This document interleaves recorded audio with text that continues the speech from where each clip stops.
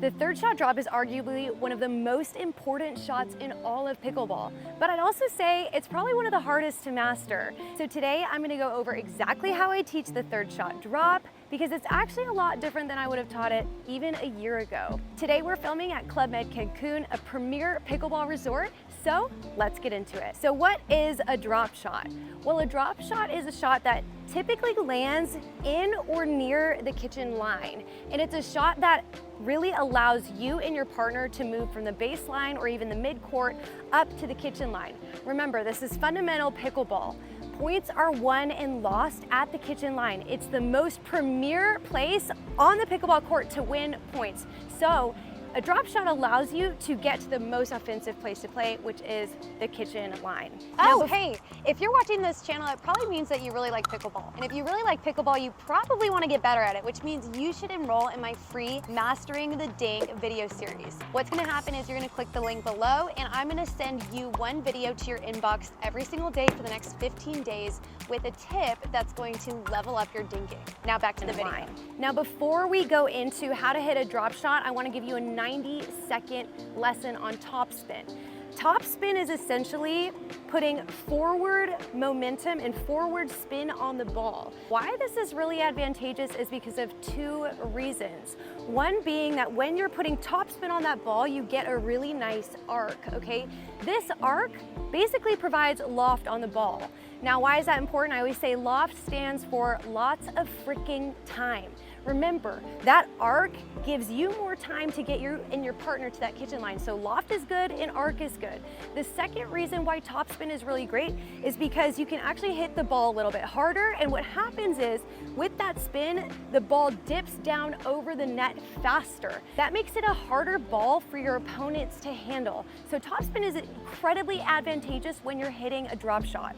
So now I'm going to go through the general swing path for topspin. It's really important that you understand the premise that you are brushing the ball.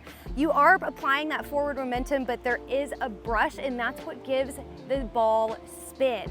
Now, that being said, I like to teach people that you want your paddle tip starting down, okay? I like this 5 o'clock mark, but you're gonna have to find what kind of works best for you. So I like to have my paddle tip pointing down, and then as I hit the ball, I bring that paddle tip from that 5 o'clock mark to that 2 o'clock mark, okay?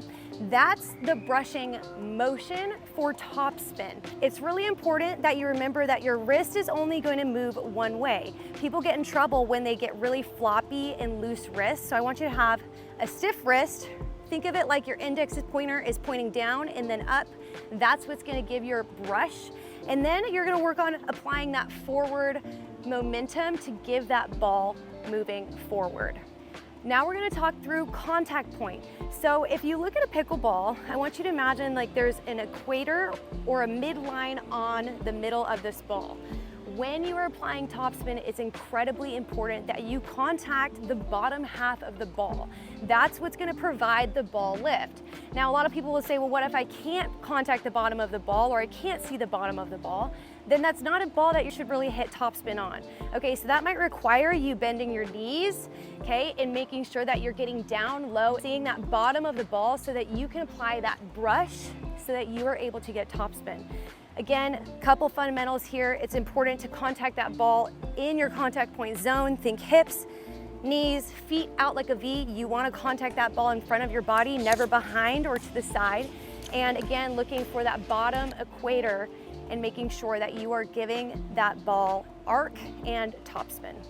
A great way to practice this is just to have somebody feed from the kitchen line to the baseline, and you work your way up to the kitchen line, practicing your drop shot. And then once you get to the kitchen line, you can play the point out just for fun. To make it harder, you can make a rule that you can only hit topspin shots on your way to the kitchen, or add a point system to add a little bit more pressure. Now, an expert tip here that nobody's telling you, but it actually changes everything to make this shot awesome, is you're hitting the ball on its descent. So you're waiting for that ball to bounce, and then apex, that's the highest point of the bounce. You want to hit the drop shot as soon as that ball starts descending from the apex.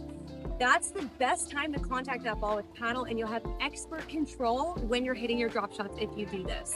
So make sure you guys like and subscribe to my channel if you like this video, and if you're looking for an awesome resort to take a pickleball vacation, make sure you check out Club Med Cancun.